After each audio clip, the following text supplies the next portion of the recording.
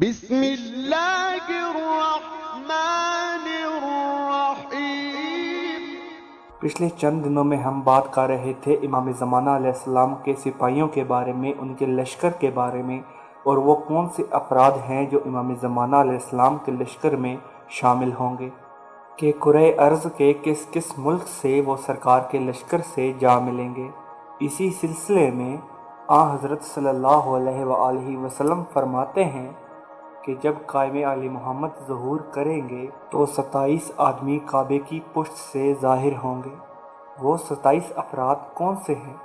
25 آدمی حضرت موسیٰ علیہ السلام کی قوم سے ہیں، جو سارے کے سارے حق کے ساتھ قاضی اور عادل ہوں گے، وہ زندہ کیے جائیں گے۔ 7 اصحاب کہف ہیں، جناب یوشع، وسیع جناب موسیٰ، مومن آل فرعون، جناب سلیمان محمدی، ابو دجانہ انصاری، مالک اشتر۔ یہ وہ 27 افراد ہیں جو دنیا میں واپس لوٹائے جائیں گے جب سرکار ظہور کریں گے۔ یہ کیسے خوش بخت، بلند بخت، کیسے کامل افراد ہیں یہ، کہ جیسے یوسف زہرا ظہور فرمائیں گے، قبلے کی پشت سے ان 27 افراد کو زندہ کر کے اپنے لشکر میں شامل کریں گے۔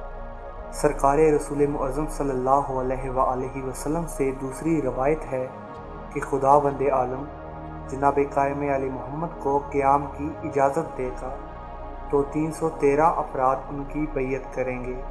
قیام کے فوراً بعد 313 افراد کی بیعت ہے۔